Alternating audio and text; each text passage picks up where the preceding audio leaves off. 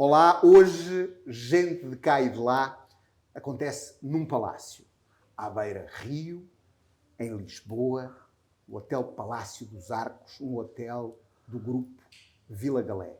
Um grupo que é hoje o segundo maior grupo hoteleiro português, o maior grupo de resorts no Brasil, e à frente desse grupo, Jorge Rebelo de Almeida, um apaixonado pelo Brasil, um apaixonado pela arte. Hoje é Dia da Mulher, no dia em que estamos a gravar esta nossa conversa de gente de cá e de lá. E o Jorge representa hoje, com todo esse passado e essa história, uma das relações mais importantes e mais bonitas da história de Portugal. Obrigado, Jorge, por estar aqui no nosso Gente de Cá e de Lá hoje, neste maravilhoso lugar que você tem aqui à beira do Tejo de todas as partidas. O que o Brasil representa para si e para a sua vida? O Brasil, para mim, começou por ser um destino de férias. Sempre nos últimos anos de férias lá ia nascendo o desejo de fazer um projeto hoteleiro lá, até porque o Brasil tinha uma grande carência de oferta hoteleira na área de resorts. Não tinha resorts de all inclusive, e nós viemos a crescer muito nessa área, preenchendo uma lacuna importante na oferta turística do Brasil. O Brasil, em termos turísticos, é um país talvez dos 5 com maior potencial turístico em todo o mundo. Um dos 5? Quais é que são os outros? Porque o Brasil é extraordinário em termos de... Exatamente por isso, que o Brasil é um continente. E o Brasil não tem ligado, como tem muita riqueza, como tem muitas atividades, o agronegócio tem crescido, a indústria vai-se mantendo, tem as indústrias extrativas, que têm um peso muito grande. Os commodities são também uma maldição. São também uma maldição porque vão-se. A terra que vai e já não volta. Tudo o que é extrativo vai e não volta. E por isso é importante criar transformação, é preciso criar riqueza. Eu, há muitos anos, fomos para o Brasil em trabalho, em 2000.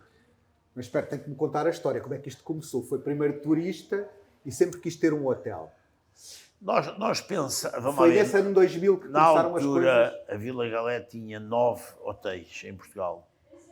Tinha acabado de inaugurar o Porto e estava a inaugurar o Vila Galé Albacora, em Tavira, que é no Parque Natural da Ria Formosa, e que marca talvez o início de uma mudança grande na Vila Galé. Nós passamos a ter um forcing maior em fazer produtos diferenciados, em recuperar património histórico, em recuperar peças fora dos lugares mais óbvios.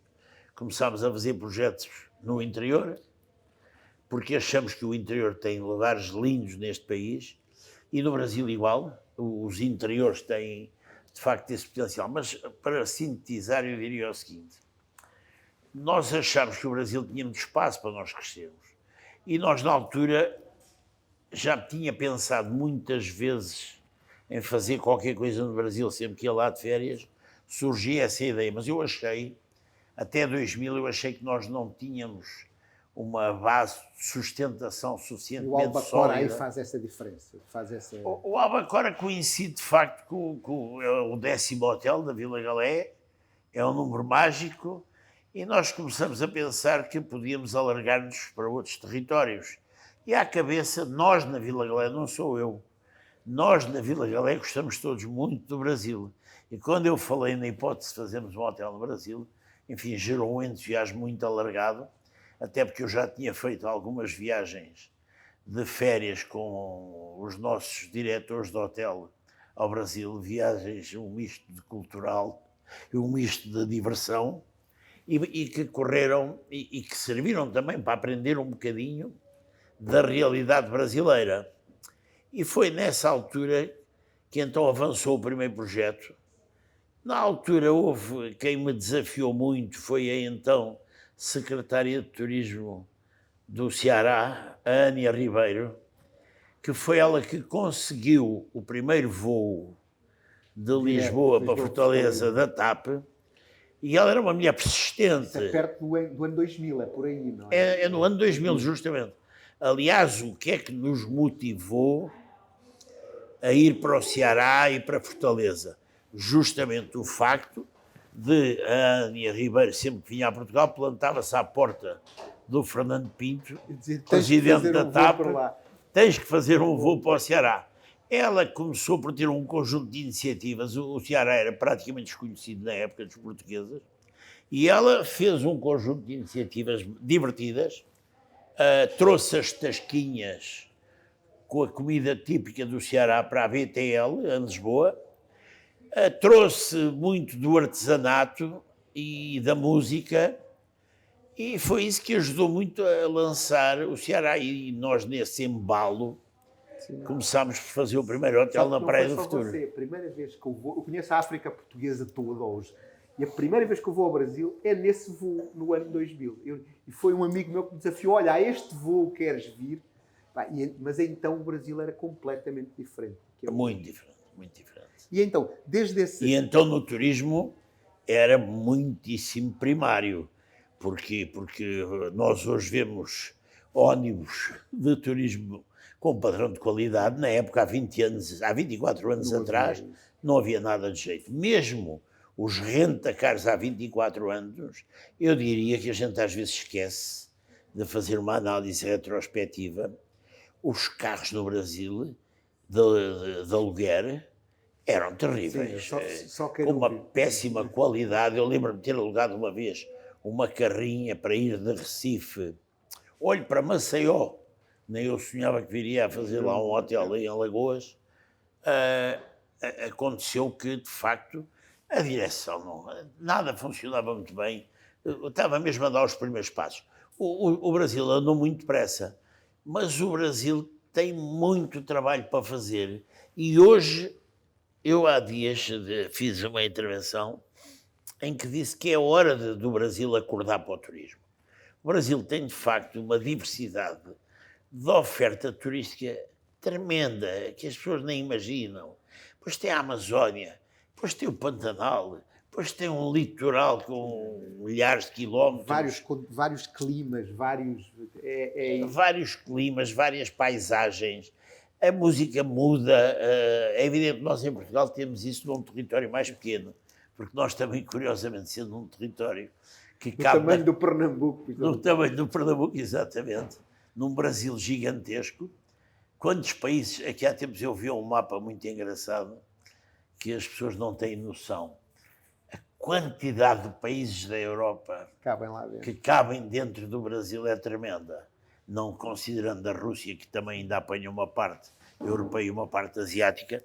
Agora, isto significa o quê? Significa que o Brasil precisa de apostar fortemente. Jorge, significa uma coisa, que não há só um Brasil, não é verdade? Há muitos Brasis. O Marcelo Freixo, que é hoje o presidente da Embratur, ele falou connosco aqui numa conversa destas. Eu conheço bem o Marcelo. E ele falou desses números, mas ele fala de uma coisa que às vezes a nós nos escapa, é que o turismo interno do Brasil é muito numeroso, não é? E o que falta talvez seja este turismo qualificado que falta oferecer. Não, eu vou explicar o que é que falta. Turismo interno é enorme, gigantesco. Aliás, nós vivemos, há muita gente que não tem noção disto, há muita gente que pensa que nós no Brasil vivemos dos clientes portugueses. Nós também temos clientes portugueses. Aliás, nós em Portugal somos a empresa hoteleira, a rede hoteleira, que maior número de portugueses recebe. Nós temos 40% da nossa ocupação é com portugueses. Mas no Brasil, como nós somos pequenos, os portugueses são uma gota d'água no oceano. Claro. E por isso nós vivemos essencialmente o turismo interno. Agora, eu tenho explicado muitas vezes que o que faz falta ao que é que o cliente interno brasileiro é bom, tem até um preço bom, já hoje é menos sazonal do que já foi o Brasil, tem vindo a atenuar muita sazonalidade, já toda a gente começou a entender que podem ir para o Nordeste o ano inteiro, porque é verão. É a Flórida deles. Portanto, não precisa, as pessoas às vezes não têm noção que às vezes até é no verão do Brasil que chove mais do que no inverno do Brasil, e a temperatura nunca vem abaixo de 18 graus, por isso é de facto um paraíso. A água do mar continua mesmo no inverno a 25, 26 graus. Não tem tempo para arrefecer. Não tem tempo para arrefecer, exatamente. Ó Jorge, mas não há só um Brasil. Há muitos Brasis. Há muitos Brasis. Há uma diversidade muito grande, embora as pessoas às vezes esquecem-se de um pormenor.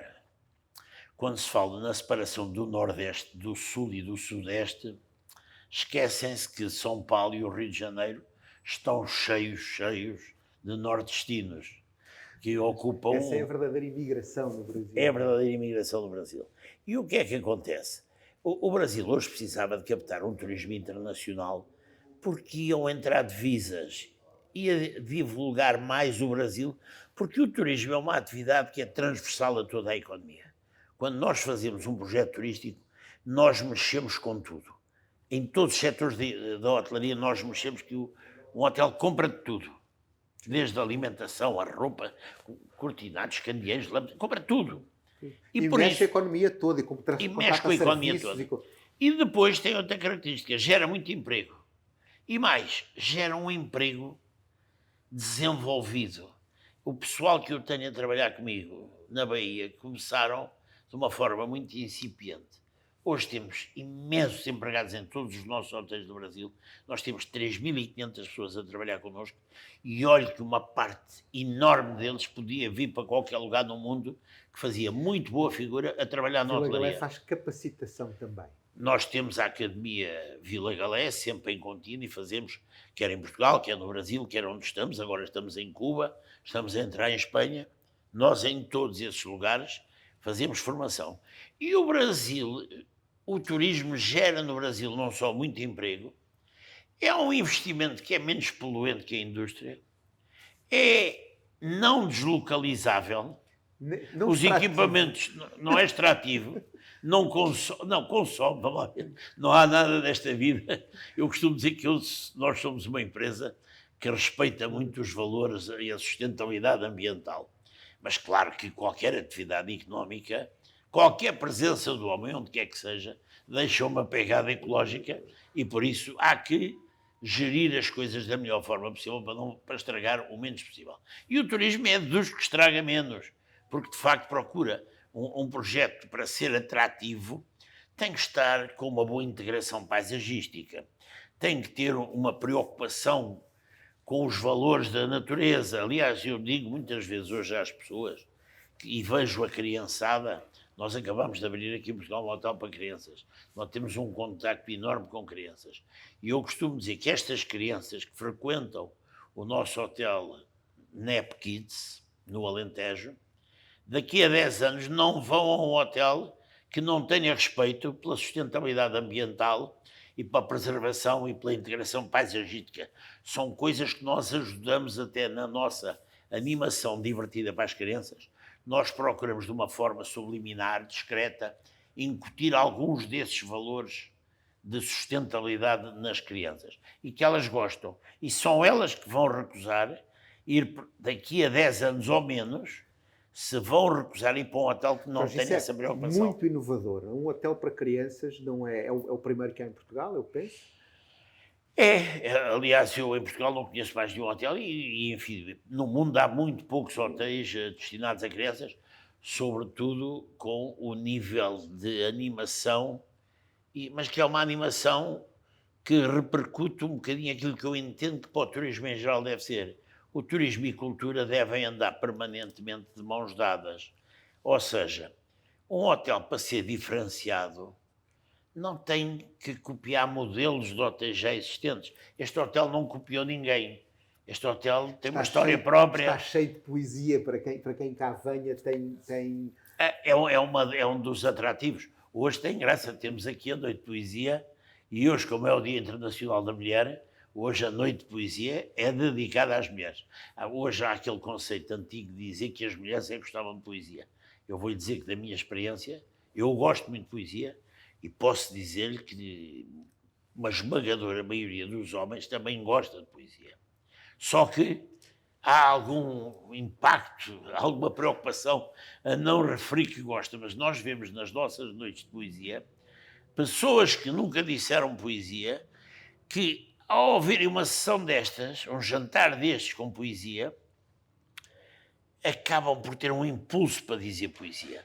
Nós tivemos aqui há tempos algo. Olha, o prefeito de São Paulo esteve aqui numa noite de poesia nossa, o Ricardo Nunes, que é filho de português, tem passaporte português. Tem passaporte português. Tem passaporte português, assistiu aqui a uma noite de poesia connosco e estava também já a sentir o impulso para ir dizer poesia, porque a poesia é contagiante e animador, mas dizia eu, voltando ao isso. O Jorge fala com muito entusiasmo da cultura, não é? E falámos do hotel de crianças, fala da poesia, e os hotéis Vila Galé são tantos, mas eles contam histórias, não é? Todos eles, vamos lá ver, eles têm um denominador comum, que são na decoração, na forma de receber, na forma de atender, que são valores comuns a todos os hotéis Vila Galé. E eu hoje diria que muita gente, nossa cliente fidelizada, acaba por dizer que o denominador comum é a simpatia em todos os hotéis. E é verdade. Quer no Brasil, quer em Portugal, quer agora em Cuba.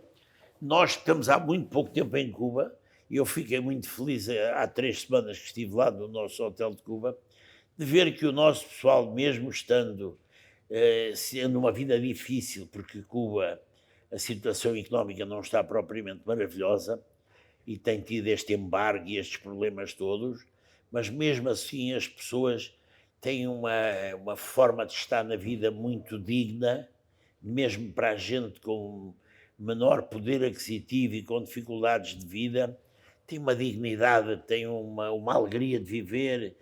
Aliás, eu acho que Brasil e Cuba são países que nos ensinam a ser felizes. Se me perguntassem qual era o principal valor que nestes anos todos que eu vou ao Brasil encontrei, foi exatamente que o Brasil ensina-nos. E nós vemos pessoas tão simples, tão pobres, com vidas tão sofridas, tão difíceis, mas que são felizes e que aproveitam e saboreiam os pequenos momentos, o que a vida tem de bom, em coisas pequeninas, à escala de cada um, mas às vezes ensinando àqueles que têm muito mais, que podem ser felizes com coisas simples. E é esta magia que o Brasil tem. Agora, o Brasil hoje, se apostasse a sério, podia dar um salto muito grande. Quando diz apostar, eu quero falar mais de outras coisas, não quero falar só do Vila Galé, mas ainda aí, quando diz apostar a sério... É fazer o trabalho de casa, olha, é criar, fazer exemplos que foram feitos noutros países, como o México. O Brasil recebe 6 milhões de turistas, o México recebe perto de 40.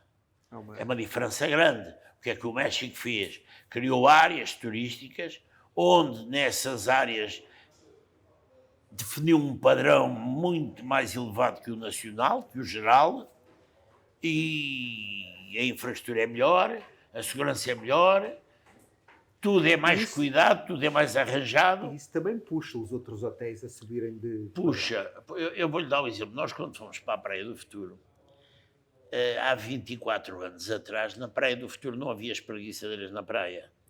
E nem havia um grande cuidado com a apresentação da praia. A praia é um bocado abarracada e nós fizemos um restaurante na praia, que hoje chama-se Cervejaria Portuguesa, e nesse restaurante nós procuramos caprichar. Procuramos não só na qualidade da comida, como na apresentação, em tudo, melhorar muito significativamente. E nós fomos um elemento de dinamização das outras coisas todas. Hoje, se você for à Praia do Futuro, vai ver que a oferta da maior parte destes lugares é muito mais cuidada, muito mais bem apresentada, já tem preocupações de qualidade alimentar, já tem... Enfim, nós estamos no topo nisso, com certeza, porque estamos há muitos anos com esses valores. O HACCP, segurança alimentar, tudo isso nós fazemos. Mas isso acaba por ser contagiante, até por uma razão. Vou-lhe dar o exemplo de Alagoas. Nós abrimos em Alagoas um hotel com 513 quartos, 7 restaurantes, um grande centro de convenções, um grande spa, uma boate, enfim, uma enormidade de coisas. Um clube de crianças, um parque aquático. Aquilo é quase uma Disneyland. Uma Disneyland em ponto pequeno. E nesse caso, o que é que nós fizemos? Nós demos formação a 1.200 pessoas. Dessas 1.200 pessoas, repetimos o que já tínhamos feito noutros lugares, em Touros, no Rio Grande do Norte, essas pessoas, nós ficámos com 400 para trabalharem connosco. Mas as outras foram para o mercado. Claro.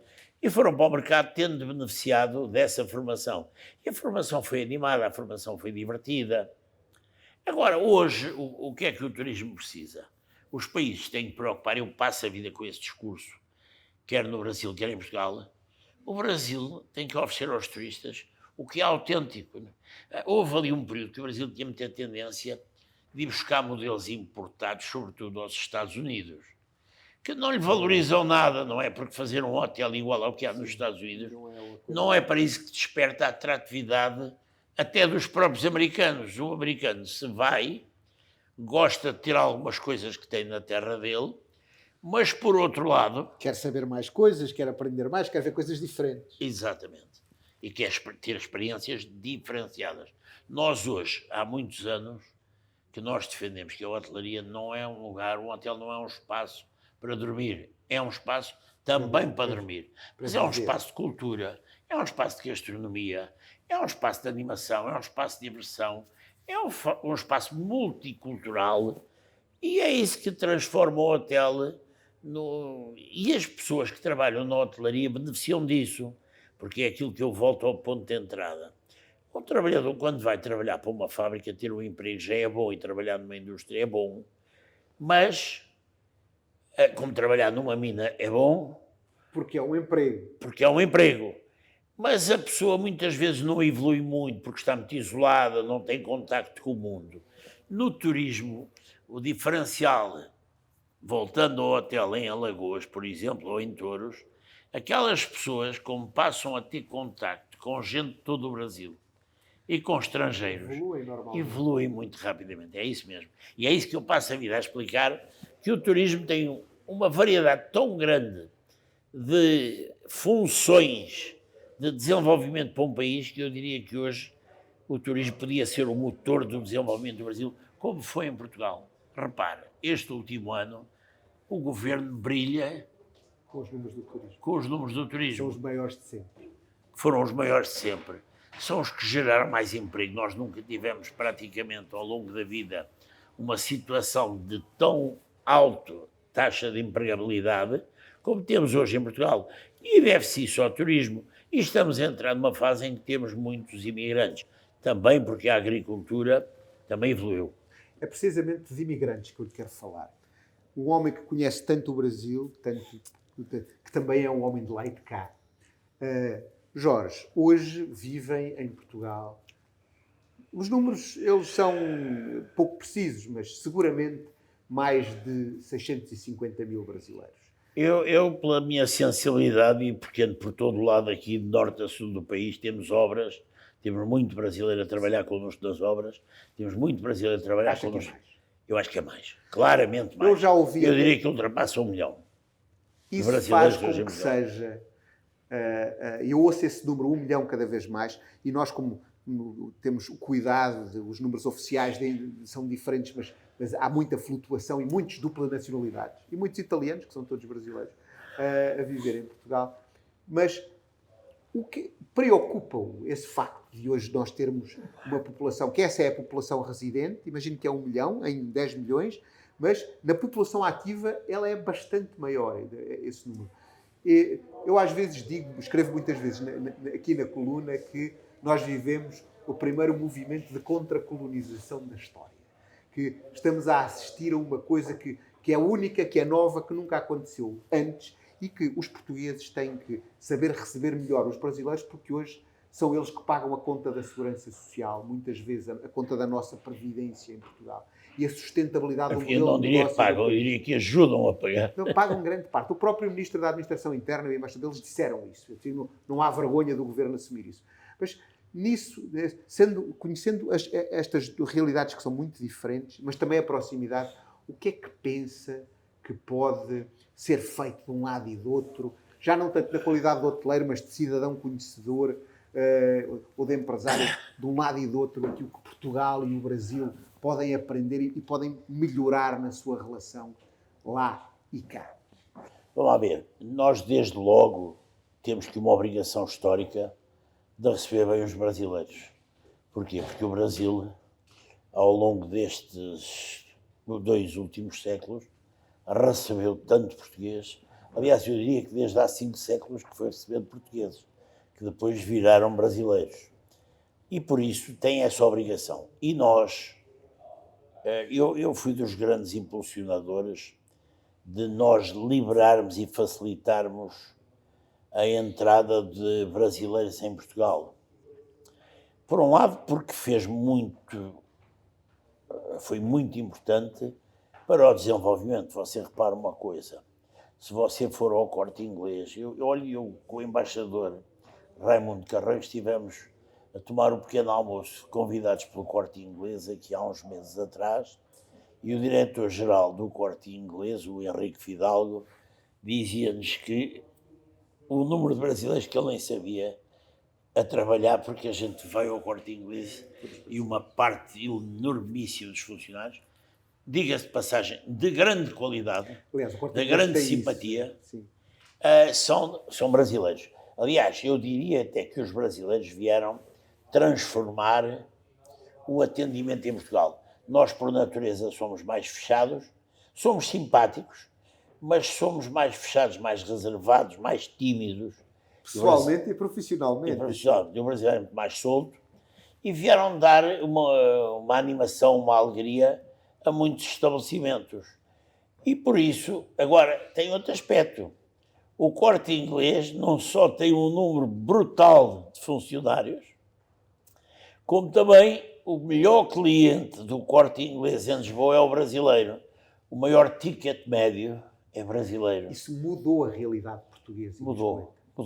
Aliás, repare, a realidade mesmo, eu até diria que em variedíssimos setores, teve uma influência. Porque, agora, vamos ao aspecto menos brilhante de tudo isto. Eu, na altura em que comecei a defender, junto do então Ministro da Economia, Cisa Vieira, esta liberalização da entrada. Porquê?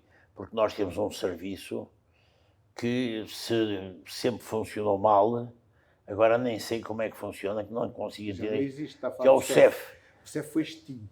Foi extinto, mas foi extinto sem que se criar nada verdadeiramente. Há uma autoridade nacional para as migrações que ainda tateia, não é? Ainda está tudo tão perdido, mas aí há uma coisa que é assim.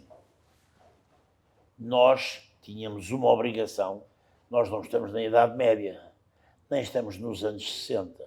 Os portugueses, quando foram imigrantes em França, sabem o que foi, sofreram muito. Eram muito maltratados. Iam para barracas. Não tinham o mínimo de condições de vida nem em França nem na Alemanha. Isso depois foi evoluindo, foi melhorando e a imigração portuguesa melhorou muito. Mas eu hoje acho que, neste século em que nós vivemos, nós em Portugal devíamos ter uma primeira obrigação, que era criar condições de habitabilidade para os imigrantes, que são importantíssimos para Portugal. E, obviamente, que eu aqui não queria ser... Vou-lhe perguntar mais. Não queria ser portuguesista. O que é que quer dizer isso? O que é que quer dizer criar condições de habitabilidade para os imigrantes? Oferecer casas de renda baixa e de preço para compra e condições de facilidade. Eu vou-lhe falar, quando estava aqui, eu nasci num bairro de habitação social, o bairro de Santa Cruz do Benfica, que hoje vai-se lá, é um bairro de luxo. Na época era um bairro social. Popular, era um bairro popular. Era um bairro popular, mas com gente de bom nível também. Tinha uma mistura de tudo, um pouco. Mas as pessoas tinham uma obrigação de respeitar as casas e tratar muito bem as casas, senão naquela época, como o regime era duro, mas era duro e ainda bem nesse aspecto, porque quem estragava a casa tinha que reparar. Tinha que reparar ou era posto na rua. Mas justamente porque hoje nós vemos alguns bairros sociais que foram construídos, nós tivemos aqui um trabalho extraordinário de construção de habitação durante uma série de anos, mas nos últimos 12 anos, eu escrevi há 12 anos atrás um artigo a dizer que tínhamos nos esquecido da habitação. E a habitação, repara, a habitação hoje em Portugal é preciso um esforço conjunto de toda a gente. não é fazer como este governo acabou por fazer, que foi criar inimigos, arranjar culpados. Sim. A culpa é dos vistos gold, a culpa é dos senhorios, a culpa é deste, é daquele, quando a culpa era do governo que não criou condições para se construírem casas. Porque há duas coisas, os clientes do visto gold não andam a disputar casas com as classes com quem média baixa, de casa, com quem precisa de casa, porque eles estão no outro segmento do mercado. Os então, senhorios também... emprego até, né? E gerou muito emprego. Os senhorios também não são os maus da fita. Há gente que a sua reforma é a renda da casa que a família, o marido, a mulher... A herança que deixou para viverem e é dali que vivem. Tem ainda outra coisa que também se procurou arranjar um culpado e um bode expiatório, que é o alojamento local. O alojamento local, eu tenho muitos colegas desta área hoteleira que têm o hábito de falar mal do alojamento local. Eu passo a vida a dizer-lhes o alojamento local foi importantíssimo para melhorar algumas ruas da cidade. Aumentou o turismo. E vamos lá ver, no nosso caso específico, que procuramos ter hotéis que fomentam a gastronomia, fomentam a cultura, eu não me posso comparar com o alojamento local que tem um quarto para alugar, que pode ser um quarto muito bom, mas que não oferece nem restaurante, nem bar, nem spa, nem nada daquilo que a gente oferece. Portanto, são negócios diferentes. Exatamente. É um negócio que é complementar do nosso. Agora, teve um valor importantíssimo, sabe qual foi? Foi em muitas artérias da cidade de Lisboa, Porto e noutras, que estavam muito degradadas, muitas casas, houve uma preocupação muito grande, e depois é preciso esquecer e não esquecer outra coisa. Geraram muito emprego, havia muita gente desocupada, que acabou por investir a recuperar casas, e essas casas geraram negócio e geraram emprego para muita gente. E por isso teve também um fator positivo. Estava a dizer, as ruas têm uma importância fundamental na recuperação urbana das cidades. O Porto é uma diferença do dia para a noite. Eu lembro-me de ter feito uma viagem de autocarro com o Expresso, num primeiro andar de um autocarro daqueles 2 andares aberto, e eu ia com o meu amigo Zé Carlos Pinto Coelho, na altura era o presidente da Confederação, e andámos ali a circular a Rua da Madalena, a Rua dos Fanqueiros, com as casas todas tão degradadas. Estava tudo um lixo, como dizem os brasileiros, e hoje... Que há 15 anos estava uma tristeza. E hoje estão melhoradas, melhorou tudo muito. Muitos negócios pequenos. Agora é assim, o que é que faz falta em Portugal? E só agora, recentemente, é que se voltou a pôr o tema na agenda, porque estava completamente esquecido dos políticos todos. Da esquerda à direita. Da esquerda à direita estava esquecido toda a gente. Não estava na agenda política. E hoje aqui, quando a gente verifica, o que não está na agenda mediática não existe. E eu, por acaso, escrevi várias vezes sobre isso e falei muito sobre isso, e eu disse, mesmo que haja condições para residentes estrangeiros que vêm morar para Portugal, que é ótimo, é maravilhoso, é gente que ganhou a sua vida no outro lado, e vem aqui gastar a reformazinha deles em Portugal. Que negócio mais maravilhoso que isto, mas ninguém o estimula. Pelo contrário, até às vezes prejudicam. Até o atacam. E vêm com problemas às vezes complicados. E hoje, nós não podemos esquecer uma coisa, é que nós em Portugal temos que fazer duas coisas. Que houve épocas em que se fizeram em Portugal, que foi construir casas para as classes mais baixas, que não têm mesmo condições de sobrevivência. Nós temos ainda muita pobreza em Portugal. É por isso que quando eu ouço, eu acho que os liberais têm umas ideias às vezes muito interessantes, muito economicistas, mas esquecem-se que nós vivemos num país que tem uns milhões de pobres. E esses pobres, muitos deles, não têm condições nenhumas para ir ao mercado de habitação comprar uma casa aos preços que se praticam. E este só é a classe mais baixa, portanto é o que eu chamaria de habitação social. Mas depois faz falta uma coisa, que um senhor que se chamou Duarte Pacheco, que devia ser estudado, como eu estudei há muitos anos, que revolucionou a habitação em Lisboa.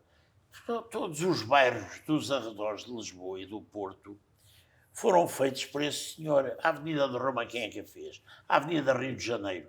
Os bairros sociais de Lisboa, Restelo, bairro Santa Cruz de Benfica, que hoje são luxuosos, era a habitação social. Eram luxuosos porquê? Porque eram casas muito simples, muito modestas, mas que foram muito melhoradas. E isto, voltando ao tema dos imigrantes, é assim, nós tínhamos uma obrigação de criar condições, de proporcionar aos imigrantes que nos vêm fazer uma atividade essencial hoje para nós se não fosse a contribuição da mão de obra brasileira.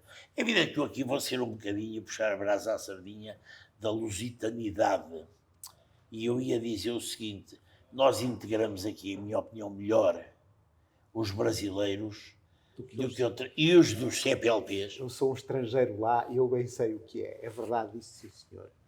Nós integramos melhor os brasileiros. Eu hoje acho graça porque às vezes já me têm vindo dizer algumas coisas. Saiu aí numa rede social um comentário de um brasileiro que foi maltratado em Portugal. Eu disse, meu amigo, devem ter sido muitas dezenas, como muitos milhares de portugueses são maltratados. Chegou até o WhatsApp. Agora, repare, não é o Estado do país. O Estado do país é este. Recebe muito bem. Nós somos um país de imigrantes. Nós recebemos, tirando casos pontuais, naturalmente, que existem em todo lado, nós recebemos. E os brasileiros fazem-nos muita falta aqui. Eu vou-lhe dizer onde é que eles nos fazem mais falta. No interior do país. Podem ir ocupar casas que não estão ocupadas, podem criar os seus negóciozinhos no interior. E, agora, era preciso que houvesse... O que é que Portugal precisa de fazer para isso? Agora, nós estamos aqui... Olha, precisava de criar condições de facilidade e não os tratar tão mal com a falta, a ausência. Estes hoje puderam entrar, mas têm que legalizar-se. E têm que ter facilidades sem demorar tanto tempo. Tinha que se simplificar o processo, tinha que se tentar organizar. É um drama para muita gente. Nós temos muita gente a trabalhar connosco do Brasil, porque, enfim, como temos também esta ligação forte com o Brasil e temos muita gente que tem vindo, até dos nossos hotéis no Brasil, que veio trabalhar para Portugal e para a Vila Galé. E nós, aliás, nós estamos a tentar criar uma fundação para proporcionar, exatamente na área da habitação, condições para arranjar casa para muitas dessas famílias que vêm. Jorge, há pouco tempo nós falámos com o Rubens Menin, o dono da MRV, um dos maiores construtores do mundo, e eu perguntei, se você vem fazer casas aqui, é engraçado como um dos maiores construtores e dos maiores empresários de língua portuguesa tem exatamente essa visão que o Jorge, sendo o empresário português, tem, mas que é rara encontrar noutros empresários portugueses. Toda a gente está preocupada em fazer casas de luxo, toda a gente está preocupada com quem lá vive, mas as pessoas não se preocupam com o facto de que é preciso construir. E que, há uma coisa que eu digo muitas vezes, se, em vez de acabar com o Golden Visa para comprar casa, se fizessem um Golden Visa para quem investir em casas de habitação, e isso é uma canetada, é uma coisa tão simples de fazer, assim, ok, invistam, se o Estado garantia o rendimento, como aquela lei da habitação, que acabou por não ir para a frente toda à mesma velocidade, que quem tinha 2 casas tinha que dar uma casa, mas que causou medo no mercado, que era fazer com que os portugueses, a lei portuguesa, desse incentivos a quem vem investir na habitação, que é claramente o nosso principal problema. Mas a incompetência nacional procurou disfarçar essa incompetência criando inimigos. Foi os vistos gold, foi o alojamento local, foram os senhores que são sempre sistematicamente os malandros.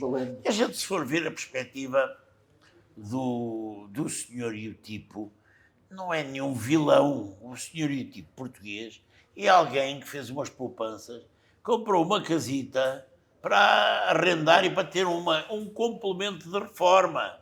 Este é o panorama geral, não é o investidor podre de rico, que não sei o quê. Agora, hoje, repare, isto é a mesma coisa que a educação. Nós temos que criar condições para estas pessoas terem educação em Portugal, trazerem as famílias, porque lá está, faz muita falta. Nós temos uma aposta muito grande em 2 vertentes. Em primeiro lugar, fazer hotéis diferenciados.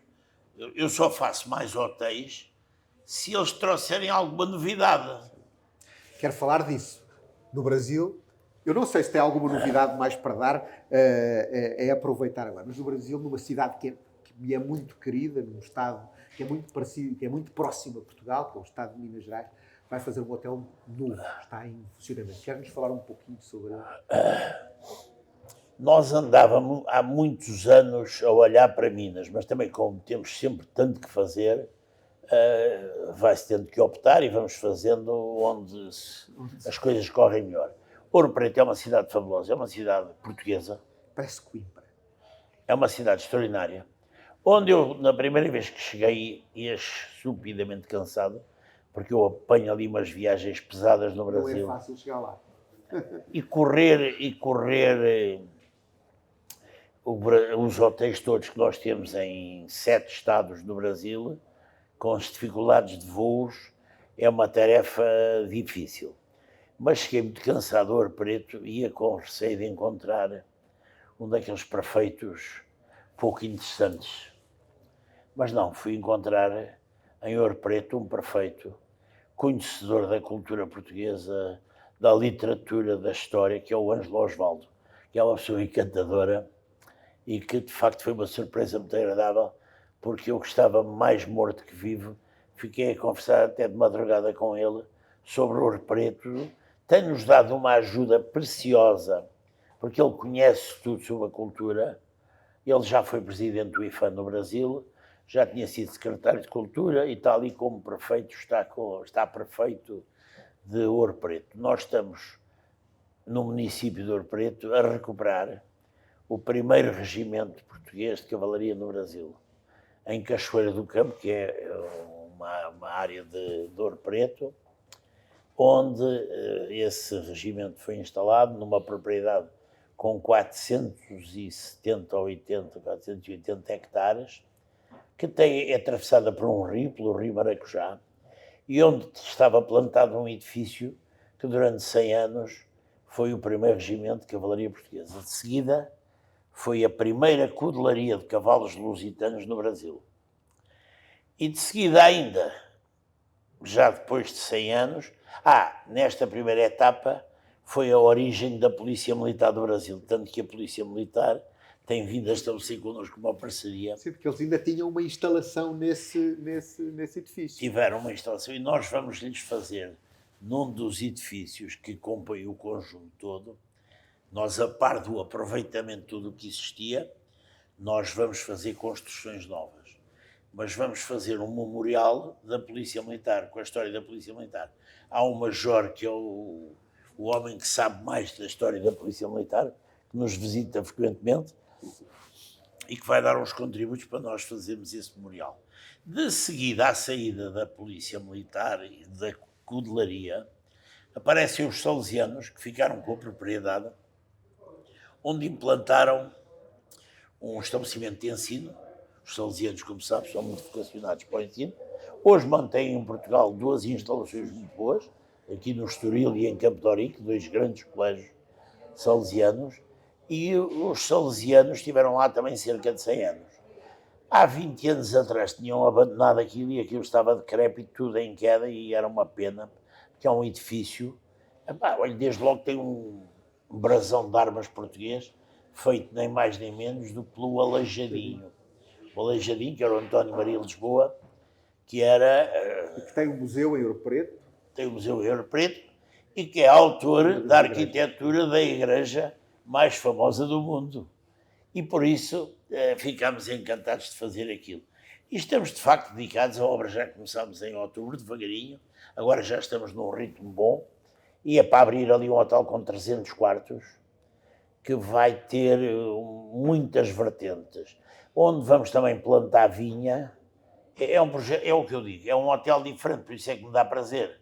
Nós estamos a fazer sempre coisas que devem ser diferenciadas e sempre associando cultura e lazer. Jorge, ficava aqui a conversa consigo a vida inteira, mas quero fazer-lhe uma última pergunta, porque o Jorge, antes de ser um empresário, é uma pessoa muito apaixonada por aquilo que faz. E eu queria lhe perguntar, não é uma pergunta, mas que conselho daria hoje a si próprio se tivesse outra vez 30 anos? Eu acho que o meu percurso não seria muito diferente do que foi.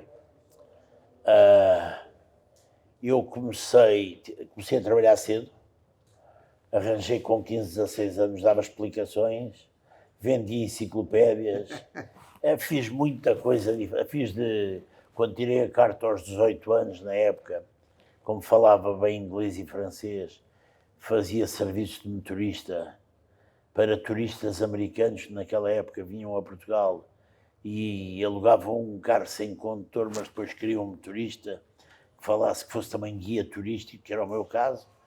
Trabalhei para várias agências, designadamente para a Cetar, fazia transferes.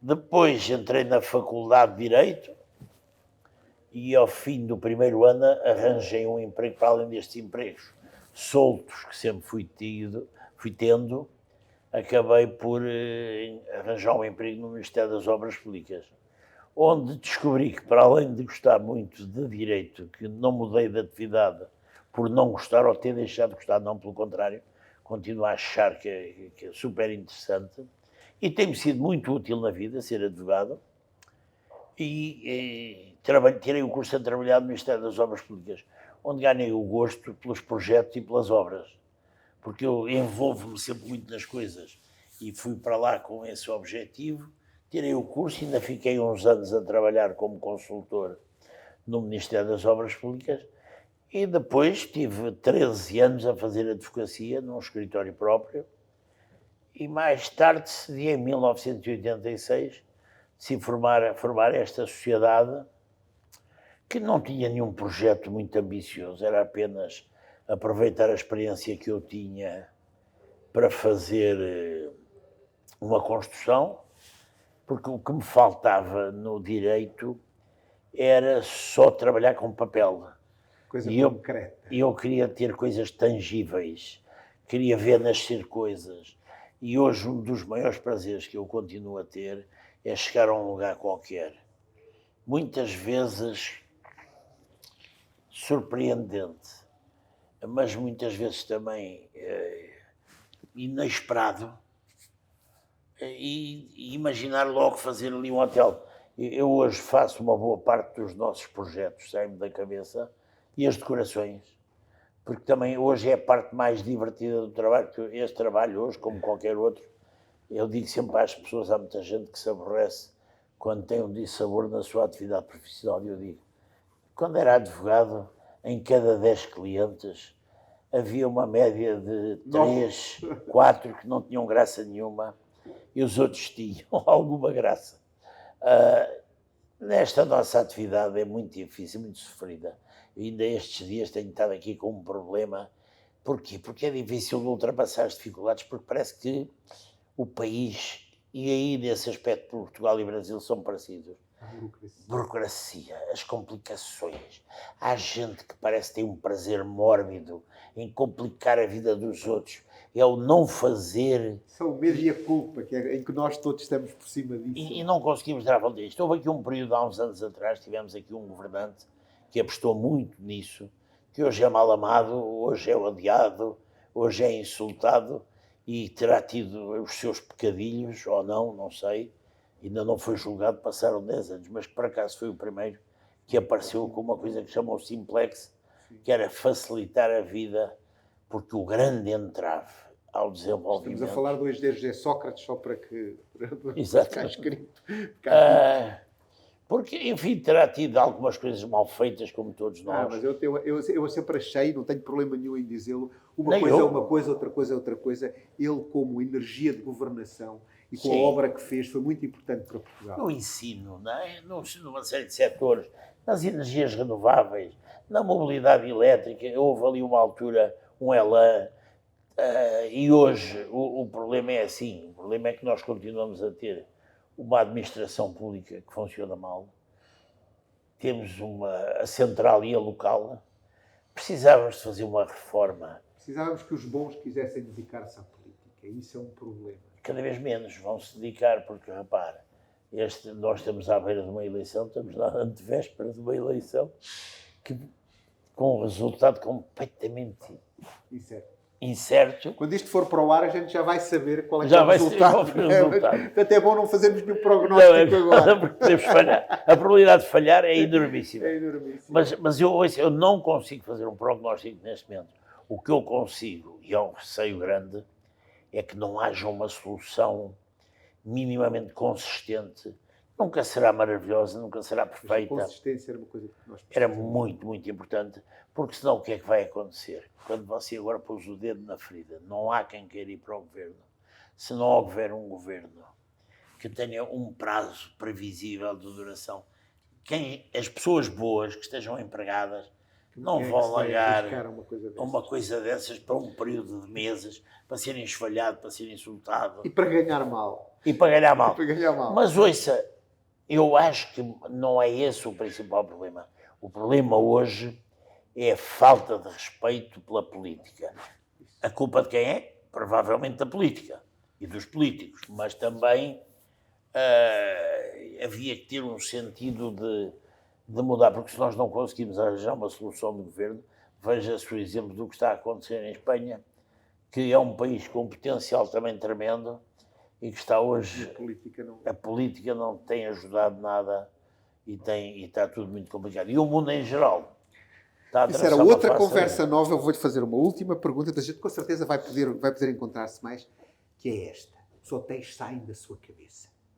As coisas saem da sua cabeça.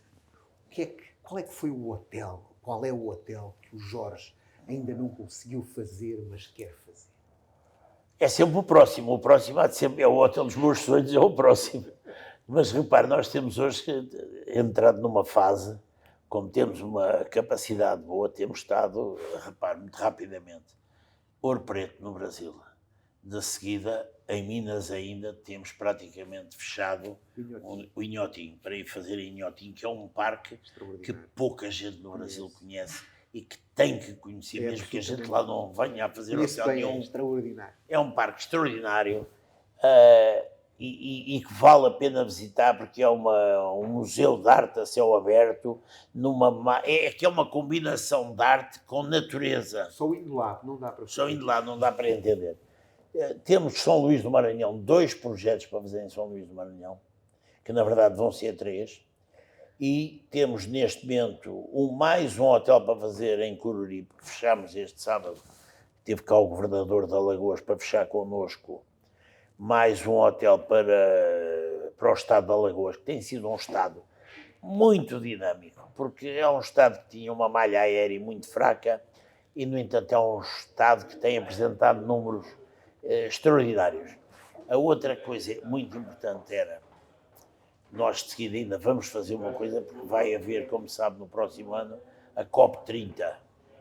E temos um pedido expresso em Belém para fazer, ainda hoje estive a trabalhar nisso à tarde, vamos transformar 2 galpões na zona portuária de Belém, o que se vai chamar o Porto Futuro, que vai ser uma infraestrutura extraordinária, e fomos convidados para concorrer para lá e fazer um hotel, que vai ser também um hotel diferente. São 2 galpões, utilizando a expressão brasileira. 2 armazéns. 2 armazéns, na tradução é a versão do Herbert Richards. E vamos fazer um hotel diferenciado, com vidro e uma estrutura metálica. Já tenho o projeto na cabeça. E o Brasil tem muito espaço para crescer, mas em Portugal não esquecemos neste momento da nossa aposta. Este ano entramos agora em abril, a 1 de abril abrimos, a 15 de abril abrimos na Isla Canela, em Espanha. Depois, para o final do ano, vamos abrir no Brasil o Sunset, que é um hotel que fica talvez, o Porto Sol mais maravilhoso que eu vi na vida. Estamos Onde? No Ceará, no Cumbuco, onde já tínhamos um grande resort. Vamos ter agora um hotel de charme com 130 quartos. E nesse hotel situa-se pé na areia, no mar, e do lado tem uma lagoa, a lagoa do kitesurf, que é uma coisa estrondosa, que é um espetáculo ver no final de tarde aqueles kitesurfistas todos no ar, com cor, com movimento, é uma imagem extraordinária. E naquela confluência da lagoa e do mar tem um pôr-do-sol fabuloso. Jorge, ficava a conversar consigo aqui este tempo. Foi uma conversa extraordinária. Muito obrigado por ter estado connosco no Gente de Cá e de Lá, que hoje encontrou um dos empresários mais ativos, vai ser premiado em breve na gala dos 75 anos da Câmara de Comércio Luso-Brasileira, mais um prémio para juntar aos muitos que tem. E nós encerramos aqui mais esta conversa com gente de cá e de lá, hoje no Hotel Palácio dos Arcos, Hotel Vila Galé, em Lisboa. Muito obrigado. Obrigado.